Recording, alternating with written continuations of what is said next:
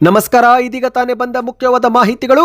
ರಾಜಧಾನಿ ಬೆಂಗಳೂರಲ್ಲಿ ಮೆಜೆಸ್ಟಿಕ್ ಸೇರಿದಂತೆ ಹಲವು ಜಾಗದಲ್ಲಿ ಫುಟ್ಪಾತ್ ತೆರವು. ನಮ್ಮ ಹೊಟ್ಟೆಪಾಡಿನ ಗತಿ ಏನು ಸ್ವಾಮಿ ಎಂದು ಕಣ್ಣೀರು ಹಾಕಿದ ಬೀದಿ ಬದಿ ವ್ಯಾಪಾರಿಗಳು. ಬೆಂಗಳೂರು ಹಿತಕ್ಕಾಗಿ ನಿಷ್ಠುರವಾಗಲು ಕೂಡ ನಾನು ಸಿದ್ಧ, ಯಾವುದೇ ರಾಜಕೀಯ ಒತ್ತಡಕ್ಕೆ ಡೋಂಟ್ ಕೇರ್ ಎಂದು ಬೆಂಗಳೂರು ನಗರಾಭಿವೃದ್ಧಿ ಸಚಿವ ಕೃಷ್ಣ ಬೈರೇಗೌಡರ ಹೇಳಿಕೆ. ವಿಡಿಯೋನ ಪೂರ್ತಿಯಾಗಿ ನೋಡಿ. ಗೃಹ ಜ್ಯೋತಿ ಪರಿಶೀಲನೆಗೆ ಗುಡ್ ನ್ಯೂಸ್ ಕೊಟ್ಟ ಸರ್ಕಾರ. ಬಾಡಿಗೆದಾರರು ಆತಂಕ ಪಡುವ ಅಗತ್ಯವಿಲ್ಲ ಎಂದ ಬೆಸ್ಕಾಂ ಇಲಾಖೆ. ಏನಿದು ಮಾಹಿತಿ ಎಂಬುದನ್ನು ನೋಡೋಣ. ಕೇಂದ್ರದ ಸಚಿವ ಸಂಪುಟ ಪುನರಚನೆ ಯಾರಿಗೂ ಇಲ್ಲ. ಚಾಣಕ್ಯ ಅಮಿತ್ ಶಾ ಅವರಿಗೆ ಉಪ ಪ್ರಧಾನಿಯ ಪಟ್ಟ. ಸಾಮಾಜಿಕ ಜಾಲತಾಣದಲ್ಲಿ ಸುದ್ದಿಗಳು ವೈರಲ್. ವಿಡಿಯೋನ ಸ್ವಲ್ಪ ಸ್ಕಿಪ್ ಮಾಡಬೇಡಿ ಸ್ನೇಹಿತರೆ. ಎಲ್ಲಾ ಗೃಹಲಕ್ಷ್ಮಿಯರಿಗೆ ಮುಖ್ಯವಾದ ಸೂಚನೆ. ಮಹಿಳಾ ಮತ್ತು ಮಕ್ಕಳ ಕಲ್ಯಾಣ ಇಲಾಖೆ ಅಧಿಕಾರಿಗಳಿಂದ ಮನೆ ಮನೆಗೆ ಭೇಟಿ. ಗೃಹಲಕ್ಷ್ಮಿಯರು ಅಗತ್ಯ ದಾಖಲೆ ಕೊಟ್ಟು ಸಿಬ್ಬಂದಿಗಳೊಂದಿಗೆ ಸಹಕರಿಸಬೇಕು ಎಂದು ಅಧಿಕಾರಿಗಳ ಮನವಿ. ಎಲ್ಲ ಮಾಹಿತಿ ನೋಡೋಣ ಸ್ನೇಹಿತರೆ. ಮತ್ತೊಂದೆಡೆಯಲ್ಲಿ ಮನೆ ಮನೆಗೂ ಶಾಶ್ವತ ನಿವಾಸ ಪ್ರಮಾಣ ಪತ್ರ. SIR ಬೆನ್ನಲ್ಲೇ PRC ಜಾರಿಗೆ ತಂದ DK ಶಿವಕುಮಾರ್ ಅವರು. ನೀವು ಕೂಡ ಈ ಒಂದು ಅರ್ಜಿಯನ್ನು ಹಾಕಬೇಕಾಗುತ್ತೆ. ಏನಿದು ಯೋಜನೆ, ಯಾಕೆ ಶುರು ಮಾಡಿದ್ದಾರೆ, ಎಲ್ಲ ಮಾಹಿತಿ ಡೀಟೇಲ್ ಆಗಿ ನೋಡೋಣ.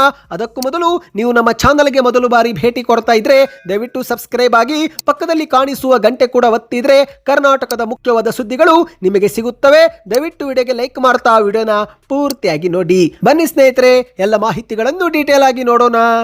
ರಾಜ್ಯದ ರಾಜಧಾನಿ ಬೆಂಗಳೂರಲ್ಲಿ ಮೆಜೆಸ್ಟಿಕ್ ಸೇರಿದಂತೆ ಹಲವು ಜಾಗದಲ್ಲಿ ಫುಟ್ಪಾತ್ ತೆರವು ಕಾರ್ಯಾಚರಣೆ ಶುರುವಾಗಿದ್ದು, ಇದೇ ಮಧ್ಯೆ ಬೀದಿ ಬದಿ ವ್ಯಾಪಾರಿಗಳು ಆಕ್ರೋಶ ವ್ಯಕ್ತಪಡಿಸಿದ್ದಾರೆ. ಹೌದು ಗೆಳೆಯರೆ, ಬೃಹತ್ ಬೆಂಗಳೂರು ಪ್ರಾಧಿಕಾರ ನಗರಾದ್ಯಂತ ಫುಟ್ಪಾತ್ ಒತ್ತುವರಿ ತೆರವು ಕಾರ್ಯಾಚರಣೆ ಜೋರಾಗಿನೇ ಆರಂಭ ಮಾಡಿದೆ. ಮಾಹಿತಿಯ ಪ್ರಕಾರ ಮೆಜೆಸ್ಟಿಕ್, ಶಿವಾಜಿನಗರ, ಗಾಂಧಿನಗರ, ಚಿಕ್ಕಪೇಟೆ, ಚಾಮರಾಜಪೇಟೆ ಸೇರಿದಂತೆ 16 ಕಡೆಯಲ್ಲಿ ಒತ್ತುವರಿ ತೆರವು ಕಾರ್ಯಾಚರಣೆ ಮುಂದುವರೆದಿದೆ. ಮೆಜೆಸ್ಟಿಕ್ನಲ್ಲಿ ಅನೇಕ ವ್ಯಾಪಾರಿಗಳು ಫುಟ್ಪಾತ್ಗಳನ್ನೇ ಅವಲಂಬಿಸಿದ್ದು, ಏಕಾಏಕಿ ದಿಢೀರನೆ ಫುಟ್ಪಾತ್ ತೆರವು ಕಾರ್ಯಾಚರಣೆ ನಡೆಸಿದ್ದಕ್ಕೆ ವ್ಯಾಪಾರಿಗಳು ಭಾರಿ ಆಕ್ರೋಶ ಹೊರಗೆ ಹಾಕಿದ್ದಾರೆ. ಕೆಲ ಅಂಗಡಿ ಮಾಲೀಕರು ಅಂಗಡಿ ಮುಂದೆನೆ ಸೀಮೆಣ್ಣೆ ಹಾಕಿಕೊಂಡು ಸುಟ್ಟುಕೊಳ್ಳುತ್ತೇವೆ ಎಂದು ಬೆದರಿಕೆ ಹಾಕಿದರೆ, ಇನ್ನು ಕೆಲ ಅಂಗಡಿ ಮಾಲೀಕರು ಮನೆ ಖರ್ಚು, ಮಕ್ಕಳ ಶಾಲೆ ಫೀಸ್ ಹೇಗೆ ಕಟ್ಟಬೇಕು ಎಂದು ಕಣ್ಣೀರು ಹಾಕಿದ್ದಾರೆ. ಹೌದು, ಒಂದು ಕಡೆಯಲ್ಲಿ ಮೆಜೆಸ್ಟಿಕ್ ಸೇರಿದಂತೆ ಹಲವು ಜಾಗದಲ್ಲಿ ಒತ್ತುವರಿ ತೆರವು ಮಾಡಲಾಗುತ್ತಿದೆ. ಆದರೆ ಇತ್ತ ಮತ್ತೊಂದೆಡೆಯಲ್ಲಿ ಬೆಂಗಳೂರು ನಗರಾಭಿವೃದ್ಧಿ ಸಚಿವರಾಗಿರುವ ಕೃಷ್ಣ ಬೈರೇಗೌಡರು ಯಾವುದೇ ಕಾರಣಕ್ಕೂ ಈ ಕೆಲಸದಿಂದ ಹಿಂದೆ ಸರಿಯುವುದಿಲ್ಲ ಎಂದು ಮಾಧ್ಯಮಗಳ ಮುಂದೆ ಹೇಳಿದ್ದಾರೆ. ಹೌದು, ಈ ಒಂದು ಕಠಿಣ ಕ್ರಮದಿಂದ ಸಾರ್ವಜನಿಕರಲ್ಲಿ ನನ್ನ ಜನಪ್ರಿಯತೆ ಕಡಿಮೆ ಆಗಬಹುದು, ಜನ ನನ್ನನ್ನು ಬೈಯಲೂಬಹುದು, ಆದರೂ ಕೂಡ ಪರವಾಗಿಲ್ಲ.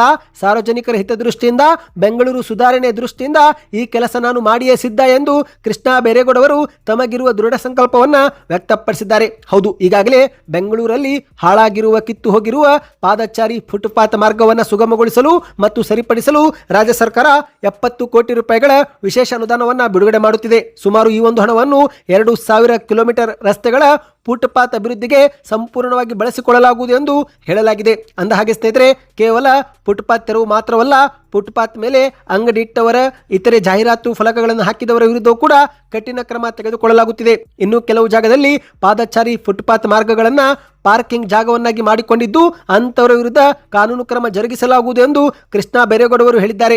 ಹೌದು ಗೆಳೆಯರೆ, ನೀವೇನಾದರೂ ಫುಟ್ಪಾತ್ ಮೇಲೆ ಬಹುದಿನಗಳಿಂದ ವಾಹನ ಬಿಟ್ಟು ಹೋಗಿದ್ರೆ ಅಂತಹ ವಾಹನವನ್ನು ಜುಲೈ 10 ಒಳಗೆ ಮಾಲೀಕರು ತೆಗೆದುಕೊಂಡು ಹೋಗಬೇಕು. ಇಲ್ಲವಾದಲ್ಲಿ ಸರ್ಕಾರವೇ ಆ ಒಂದು ವಾಹನವನ್ನು ವಶಪಡಿಸಿಕೊಂಡು ಹರಾಜು ಪ್ರಕ್ರಿಯೆ ನಡೆಸಲಿದೆ ಎಂದು ಎಚ್ಚರಿಕೆ ಕೊಡಲಾಗಿದೆ. ಹೌದು ಸ್ನೇಹಿತರೆ, ಇದೀಗ ಬೆಂಗಳೂರಿನ ಹಿತಕ್ಕಾಗಿ ನಾನು ನಿಷ್ಠುರವಾಗಲು ಕೂಡ ಸಿದ್ಧ ಎಂದು ಮಾಧ್ಯಮಗಳ ಮುಂದೆ ಕೃಷ್ಣ ಬೈರೇಗೌಡರು ಹೇಳಿಕೆ ಕೊಟ್ಟಿದ್ದಾರೆ. ಬೆಂಗಳೂರು ನಗರಾಭಿವೃದ್ಧಿ ಸಚಿವನಾಗಿ ನಾನು ಈ ಒಂದು ನಿಲುವಿನಿಂದ ಹಿಂದೆ ಸರಿಯುವ ಪ್ರಶ್ನೆ ಇಲ್ಲ ಎಂದು ಖಡಕ್ಕಾಗಿನೇ ಕೃಷ್ಣ ಬೈರೇಗೌಡರು ಹೇಳಿಕೆ ಕೊಟ್ಟಿದ್ದಾರೆ. ಬೆಂಗಳೂರು ಸುಧಾರಣೆಗಾಗಿ ನಾನು ಎಷ್ಟೇ ನಿಷ್ಠುರವಾದಿಯಾಗಲು ಕೂಡ ಸಿದ್ಧ. ಫುಟ್ಪಾತ್ ತೆರವು ವಿಚಾರದಲ್ಲಿ ನನಗೆ ಹಲವು ಕಡೆಗಳಿಂದ ಒತ್ತಡಗಳು ಬರುತ್ತಿವೆ. ಕೇವಲ ಸಿಹಿ ಮಾತು ಆಡಿದರೆ, ಸುಮ್ಮನೆ ಕುಳಿತುಕೊಂಡ್ರೆ ಬೆಂಗಳೂರು ಸುಧಾರಿಸಲು ಸಾಧ್ಯವಿಲ್ಲ. ಬೆಂಗಳೂರು ಸುಧಾರಿಸಬೇಕಂದ್ರೆ ಕಠಿಣ ನಿರ್ಧಾರ ಕೆಲವೊಮ್ಮೆ ತೆಗೆದುಕೊಳ್ಳುವುದು ಅನಿವಾರ್ಯವಾಗಿರುತ್ತೆ. ಬೆಂಗಳೂರಿಗೆ ಒಳ್ಳೆಯದು ಆಗುತ್ತೆ ಅಂದ್ರೆ ನಾನು ವಿರೋಧಗಳನ್ನು ಕೂಡ ಕಟ್ಟಿಕೊಳ್ಳಲು ಸಿದ್ಧ ಎಂದು ಮಾಧ್ಯಮಗಳ ಮುಂದೆ ತಿಳಿಸಿದ್ದಾರೆ. ಬನ್ನಿ ಗೆಳೆಯರೆ, ಮತ್ತೊಂದು ಮಾಹಿತಿಗೆ ಹೋಗೋಣ.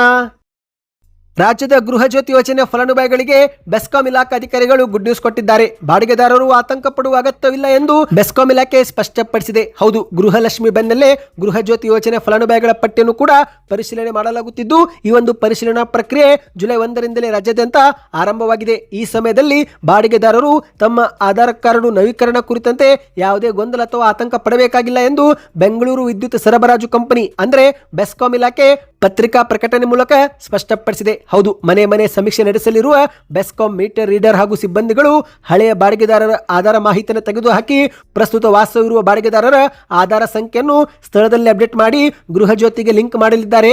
ಹಾಗಾಗಿ ಹಳೆ ದಾಖಲೆಗಳ ಕಾರಣಕ್ಕೆ ಎಲ್ಲಿ ಉಚಿತ ವಿದ್ಯುತ್ ಸೌಲಭ್ಯ ಸ್ಥಗಿತಗೊಳ್ಳುತ್ತೋ ಎಂದು ಆತಂಕ ಪಡುವ ಅಗತ್ಯವಿಲ್ಲ ಎಂದು ಬೆಸ್ಕಾಂ ಈಗ ಸ್ಪಷ್ಟನೆ ಕೊಟ್ಟಿದೆ. ಹೌದು ಗೆಳೆಯರೆ, ಈ ಒಂದು ಹಿಂದೆ ಹೊಸದಾಗಿ ಬಾಡಿಗೆ ಬಂದವರು ಹಳೆಯ ಬಾಡಿಗೆದಾರರ ಹೆಸರಲ್ಲೇ ಗೃಹ ಜ್ಯೋತಿ ಯೋಜನೆ ಪಡೆದುಕೊಳ್ಳುತ್ತಿದ್ದು, ಹೊಸದಾಗಿ ಗೃಹ ಜ್ಯೋತಿಗೆ ಲಿಂಕ್ ಮಾಡಬೇಕಂದ್ರೆ ಹಳೆಯ ಬಾಡಿಗೆದಾರರ ಆಧಾರ ಲಿಂಕ್ ಆಗಿರುವುದರಿಂದ ಲಿಂಕ್ ಮಾಡಲು ಸಾಧ್ಯವಾಗುತ್ತಿರಲಿಲ್ಲ.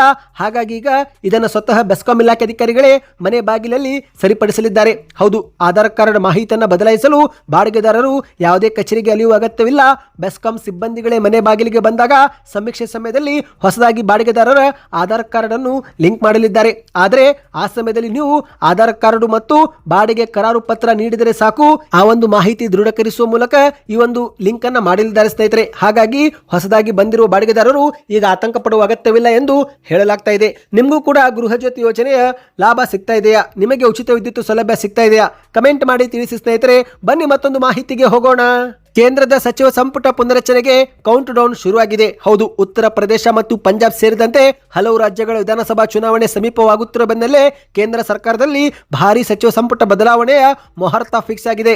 ಪ್ರಧಾನಿ ನರೇಂದ್ರ ಮೋದಿ ನೇತೃತ್ವದ ಸಚಿವ ಸಂಪುಟ ಪುನರಚನೆ ಕುರಿತಂತೆ ದೆಹಲಿಯ ರಾಜಕೀಯದಲ್ಲಿ ಚಟುವಟಿಕೆಗಳು ಶುರುವಾಗಿದ್ದು, ಬಿಜೆಪಿಯ ಚುನಾವಣಾ ಚಾಣಕ್ಯನಿಸಿಕೊಂಡಿರುವ ಅಮಿತ್ ಶಾ ಅವರನ್ನು ಉಪ ಪ್ರಧಾನಿ ಹುದ್ದೆಗೆ ಏರಿಸಬಹುದು ಎಂದು ಹೇಳಲಾಗ್ತಾ ಇದೆ. ಹೌದು, ಒಂದೊಮ್ಮೆ ಇದು ನಿಜವಾದರೆ ಬಿಜೆಪಿಯ ಭೀಷ್ಮ ಪಿತಾಮಹ ಎನಿಸಿಕೊಂಡಿರುವ ಲಾಲ್ ಕೃಷ್ಣ ಅಡ್ವಾಣಿ ನಂತರ ಉಪ ಪ್ರಧಾನಿ ಹುದ್ದೆಗೆ ಏರಿದ ಎರಡನೇ ವ್ಯಕ್ತಿ ಎಂಬ ಹೆಗ್ಗಳಿಕೆಗೆ ಅಮಿತ್ ಶಾ ಅವರು ಪಾತ್ರರಾಗಲಿದ್ದಾರೆ. ವಿಧಾನಸಭಾ ಚುನಾವಣೆ ದೃಷ್ಟಿಯಿಂದ ಅಮಿತ್ ಶಾ ಅವರಿಗೆ ಈ ಒಂದು ಪ್ರಮುಖ ಹುದ್ದೆ ನೀಡಲು RSS ಕೂಡ ಒಲವು ತೋರಿದೆ ಎಂದು ಹೇಳಲಾಗ್ತಾ ಇದೆ. ಹೌದು ಗೆಳೆಯರೆ, ಕೇಂದ್ರ ಸರ್ಕಾರದಿಂದ ಇದುವರೆಗೆ ಯಾವುದೇ ಅಧಿಕೃತ ಘೋಷಣೆ ಆಗಿಲ್ಲ. ಆದರೆ ಇದುವರೆಗೆ ಮಾಡಿರುವ ಅಮಿತ್ ಶಾ ಅವರ ಕಾರ್ಯ ಚಾತುರ್ಯ ಮತ್ತು ಇತರೆ ಚಟುವಟಿಕೆಗಳಿಂದ ಅವರಿಗೇನು ಉಪ ಪ್ರಧಾನಿ ಹುದ್ದೆ ಕೊಡಬಹುದು ಎಂದು ಹೇಳಲಾಗ್ತಾ ಇದೆ. ಹೌದು, ಇತ್ತೀಚಿನ ದಿನಗಳಲ್ಲಿ ನವದೆಹಲಿಯಲ್ಲಿ ಬಿಜೆಪಿ ನಾಯಕರ ನಡುವೆ ನಡೆಯುತ್ತಿರುವ ಸರಣಿ ಸಭೆಗಳು ಈ ಒಂದು ಊಹಾಪೋಹಗಳಿಗೆ ಇನ್ನಷ್ಟು ಪುಷ್ಟಿ ಕೊಡ್ತಾ ಇದೆ. ಅಮಿತ್ ಶಾ ಅವರು ಪಕ್ಷದ ಪ್ರಮುಖ ತಂತ್ರಗಾರರಾಗಿದ್ದು, ಅವರ ನೇತೃತ್ವದಲ್ಲೇ ಬಿಜೆಪಿ ಹಲವು ರಾಜಕೀಯ ಯಶಸ್ಸುಗಳನ್ನ ಸಾಧಿಸಿದೆ. ಹೀಗಾಗಿ ಅವರಿಗೆ ಸರ್ಕಾರದಲ್ಲಿ ಮತ್ತಷ್ಟು ದೊಡ್ಡ ಜವಾಬ್ದಾರಿ ಸಿಗಬಹುದು ಎಂದು ಹೇಳಲಾಗ್ತಾ ಇದೆ. ಬಿಜೆಪಿಯ ಇತಿಹಾಸದಲ್ಲೇ ಅಮಿತ್ ಶಾ ಅವರ ಪಾತ್ರ ಅತ್ಯಂತ ನಿರ್ಣಾಯಕ ಮತ್ತು ಪ್ರಭಾವಶಾಲಿಯಾಗಿದ್ದು, ಅವರನ್ನು ಸಾಮಾನ್ಯವಾಗಿ ಬಿಜೆಪಿ ಪಕ್ಷದ ಚಾಣಕ್ಯ ಎಂದು ಕೂಡ ಕರೆಯಲಾಗುತ್ತೆ. ನರೇಂದ್ರ ಮೋದಿ ಅವರ ನಾಯಕತ್ವದಲ್ಲಿ ಬಿಜೆಪಿ ದೇಶದ ಅತ್ಯಂತ ಪ್ರಬಲ ರಾಜಕೀಯ ಶಕ್ತಿಯಾಗಿ ಬೆಳೆಯುವುದರಲ್ಲಿ ಅಮಿತ್ ಶಾ ಅವರ ತಂತ್ರಗಾರಿಕೆ, ಪಕ್ಷ ಸಂಘಟನಾ ಚಾತುರ್ಯ ಮತ್ತು ಕಾರ್ಯತಂತ್ರಗಳು ಪ್ರಮುಖವಾಗಿದ್ದು, ಹಾಗಾಗಿ ಅವರಿಗೆ ಉನ್ನತ ಹುದ್ದೆ ಕೊಡಬಹುದು ಎಂದು ಹೇಳಲಾಗ್ತಾ ಇದೆ. ಶೀಘ್ರವೇ ಈ ಬಗ್ಗೆ ಅಧಿಕೃತವಾದ ಮಾಹಿತಿ ಕೂಡ ಹೊರಬೀಳಲಿದೆ. ಬನ್ನಿ ಗೆಳೆಯರೆ, ಮತ್ತೊಂದು ಮಾಹಿತಿಗೆ ಹೋಗೋಣ. ನೀವು ಕೂಡ ಗೃಹಲಕ್ಷ್ಮಿ ಯೋಜನೆಯ ಫಲಾನುಭವಿಗಳಾಗಿದ್ದರೆ ದಯವಿಟ್ಟು ವಿಡಿಯೋಗೆ ಲೈಕ್ ಮಾಡಿ. ಇದೀಗ ಗೃಹಲಕ್ಷ್ಮಿ ಯೋಜನೆ ಕುರಿತಂತೆ ಎರಡು ಮುಖ್ಯವಾದ ಮಾಹಿತಿಗಳು ಬಂದಿವೆ. ಮೊದಲಿಗೆ ಯಾದಗಿರಿ ಜಿಲ್ಲೆ ಸಮೀಪದ ವಿವಿಧ ಗ್ರಾಮಗಳಲ್ಲಿ ಗೃಹಲಕ್ಷ್ಮಿ ಫಲಾನುಭವಿಗಳ ಪರಿಷ್ಕರಣೆ ಕಾರ್ಯ ನಡೆಯುತ್ತಿದ್ದು, ಹಾಗಾಗಿ ಫಲಾನುಭವಿಗಳು ನಮ್ಮ ಅಧಿಕಾರಿಗಳೊಂದಿಗೆ ಸಹಕರಿಸಬೇಕು ಎಂದು ವಡಗೇರ ಜಸ್ಕಾಂ ಅಧಿಕಾರಿ ಇ ಥಾಮಸ್ ಎನ್ನುವರು ಮಾಹಿತಿ ಕೊಟ್ಟಿದ್ದಾರೆ. ಹೌದು ಗೆಳೆಯರೆ, ಗೃಹಲಕ್ಷ್ಮಿ ಯೋಜನೆ ಫಲಾನುಭವಿಗಳ ಮನೆ ಮನೆಗೆ ಭೇಟಿ ಕೊಟ್ಟು ಸಿಬ್ಬಂದಿ ವರ್ಗ ಭೇಟಿ ನೀಡಿ ಪರಿಷ್ಕರಣೆ ಮಾಡುತ್ತಿದ್ದು, ನಾನು ಕೂಡ ಖುದ್ದಾಗಿ ಭೇಟಿ ಮಾಡಲಿದ್ದೇನೆ. ಸರ್ಕಾರದ ಆದೇಶದಂತೆ ಹಾಗೂ ಮೇಲಧಿಕಾರಿಗಳ ಸೂಚನೆ ಮೇರೆಗೆ ಗೃಹಲಕ್ಷ್ಮಿ ಯೋಜನೆ ಫಲಾನುಭವಿಗಳ ಮರು ನೋಂದಣಿ ಕಾರ್ಯ ಆರಂಭಿಸಲಾಗಿದೆ.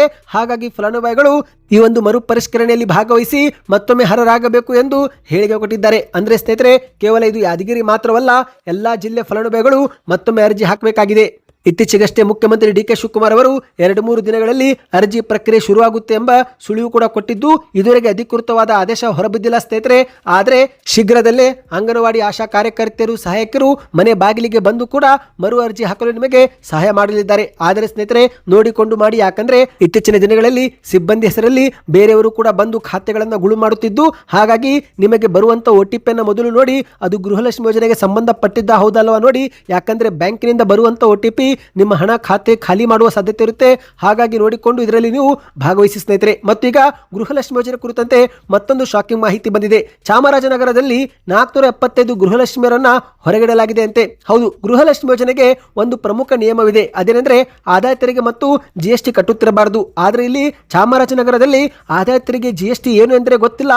ಆದರೂ ಕೂಡ 475 ಮಹಿಳೆಯರನ್ನೇ ಹೊರಗಿಟ್ಟಿದ್ದಾರೆ. ಯಾಕಂದ್ರೆ ಸ್ನೇಹಿತರೆ, ಈ ಫಲಾನುಭವಿಗಳು ಬ್ಯಾಂಕಿನಲ್ಲಿ ಸಾಲ ಪಡೆಯುವ ಕಾರಣಕ್ಕೆ ನಡೆಸಿದ ಪ್ರಕ್ರಿಯೆಯೊಂದರಲ್ಲಿ ಅನೇಕರು IT GST ಪಟ್ಟಿಗೆ ಸೇರಿದ್ದು, ಹಾಗಾಗಿ ಅಂತವರನ್ನ ಹೊರಗಿಡಲಾಗಿದೆ ಎಂದು ಹೇಳಲಾಗ್ತಾ ಇದೆ. ಸದ್ಯ ಮರುಪರಿಶೀಲನೆ ವೇಳೆ ಈ ಮಾಹಿತಿ ಗೊತ್ತಾಗಿದ್ದು, ಶೀಘ್ರವೇ 475 ಮಹಿಳೆಯರ ದಾಖಲೆ ಪರಿಶೀಲಿಸಿ ಮತ್ತೊಮ್ಮೆ ಅವರಿಗೆ ಫಲಾನುಭವಿಗಳ ಪಟ್ಟಿಗೆ ಸೇರಿಸಲಾಗುವುದು ಎಂದು ಚಾಮರಾಜನಗರದ ಜಿಲ್ಲಾಧ್ಯಕ್ಷ ಗ್ಯಾರಂಟಿ ಯೋಜನೆಗಳ ಅನುಷ್ಠಾನ ಪ್ರಾಧಿಕಾರದ ಅಧ್ಯಕ್ಷಕ HV ಚಂದ್ರನ್ ಅವರು ಮಾಹಿತಿ ಕೊಟ್ಟಿದ್ದಾರೆ. ಹಾಗಾಗಿ ಸ್ನೇಹಿತರೆ, ನಿಮ್ಮ ಬ್ಯಾಂಕ್ ಖಾತೆಗೂ ಗೃಹಲಕ್ಷ್ಮಿ ಯೋಜನೆ ಹಣ ಜಮೆ ಆಗುತ್ತಿಲ್ಲವೆಂದರೆ ನಿಮ್ಮ ಅರ್ಜಿಯ ಸ್ಥಿತಿಗತಿಯನ್ನು ನೀವು ಚೆಕ್ ಮಾಡಿಕೊಳ್ಳಿ.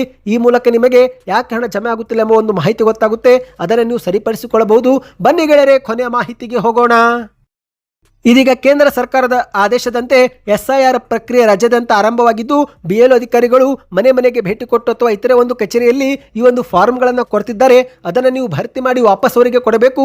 ಆದರೆ ಈಗ ರಾಜ್ಯದ ಸರ್ಕಾರ ಮತ್ತೊಂದು ಫಾರ್ಮ್ ಅನ್ನು ಭರ್ತಿ ಮಾಡುವಂತೆ ಸೂಚನೆ ಕೊಡಲು ಮುಂದಾಗಿದೆ. ಹೌದು ಗೆಳೆಯರೆ, ಕರ್ನಾಟಕದಲ್ಲಿ ಅರ್ಹ ವ್ಯಕ್ತಿಗಳಿಗೆ ಕರ್ನಾಟಕ ಶಾಶ್ವತ ವಾಸಸ್ಥಳ ಪ್ರಮಾಣ ಪತ್ರ ಅಂದರೆ PRC ಪರ್ಮನೆಂಟ್ ರೆಸಿಡೆನ್ಸಿ ಸರ್ಟಿಫಿಕೇಟ್ ಈ ಕುರಿತಂತೆ ಈಗ ಆದೇಶವನ್ನು ಹೊರಡಿಸಲಾಗಿದೆ. ಹೌದು ಗೆಳೆಯರೆ, ಜಿಲ್ಲಾಧಿಕಾರಿಗಳಿಂದ ಅಧಿಕೃತಗೊಳಿಸಲಾದಂಥ ಈ ಒಂದು ಪ್ರಮಾಣ ಪತ್ರವನ್ನು ನೀವು ಕೂಡ ಅರ್ಜಿ ಹಾಕಿ ಪಡೆದುಕೊಳ್ಳಬೇಕಾಗುತ್ತೆ. ಅಂದರೆ ಇದೊಂದು ರೀತಿ ಸ್ನೇಹಿತರೆ, ನೀವು ಕರ್ನಾಟಕದ ನಿಜವಾದ ಮತ್ತು ಶಾಶ್ವತ ನಿವಾಸಿ ಎನ್ನುವ ಕುರಿತಂತೆ ಇದು ಖಚಿತಪಡಿಸಿಕೊಳ್ಳಲು ಒಂದು ಕಾನೂನು ಪ್ರಕಾರ ದಾಖಲೆಯಾಗಿರುತ್ತೆ. ಇದೇ ಒಂದು ಪ್ರಮಾಣ ಪತ್ರದಿಂದ 3 ದಿನಗಳಲ್ಲಿ ರಾಜ್ಯ ಸರ್ಕಾರದ ಗ್ಯಾರಂಟಿ ಯೋಜನೆಗಳು ಸೇರಿ ಇತರ ಯೋಜನೆಗಳನ್ನು ಸುಲಭವಾಗಿ ನೀವು ಪಡೆದುಕೊಳ್ಳಬಹುದು. ಆದರೆ ಈ ಒಂದು ಕರ್ನಾಟಕದ ನಿವಾಸಿ ಪ್ರಮಾಣ ಪತ್ರ ಪಡೆಯಲು ಕೆಲ ಇರಬೇಕು. ಮೊದಲಿಗೆ ಸ್ನೇಹಿತರೆ, ನೀವು ಕರ್ನಾಟಕದಲ್ಲಿ ಜನಿಸಿರಬೇಕು.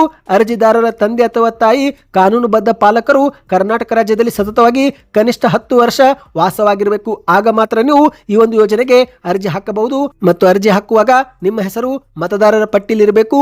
ಆಧಾರ್ ಕಾರ್ಡ್, ಪಡಿತರ ಚೀಟಿ ಮಾಹಿತಿ ಮೂಲಕ ನೀವು ಅರ್ಜಿಯನ್ನು ಹಾಕಬಹುದು. ಸ್ನೇಹಿತರೆ, ಈ ಒಂದು ಅರ್ಜಿ ಹಾಕಲು ಒಂದು ನೀವು ಸೇವಾ ಸಿಂಧು ಪೋರ್ಟಲ್ ಅಥವಾ ಅಟಲ್ ಜನಸ್ನೇಹಿ ಕೇಂದ್ರಕ್ಕೂ ಕೂಡ ಭೇಟಿ ಕೊಟ್ಟು ಆನ್ಲೈನ್ ಮೂಲಕ ಅರ್ಜಿಯನ್ನು ಸಲ್ಲಿಕೆ ಮಾಡಬಹುದು. ಸ್ನೇಹಿತರೆ, ಇದು ನಿಮ್ಮ ಒಂದು ರೀತಿ ಶಾಶ್ವತ ನಿವಾಸ ಪ್ರಮಾಣ ಪತ್ರವಾಗಿರುತ್ತೆ.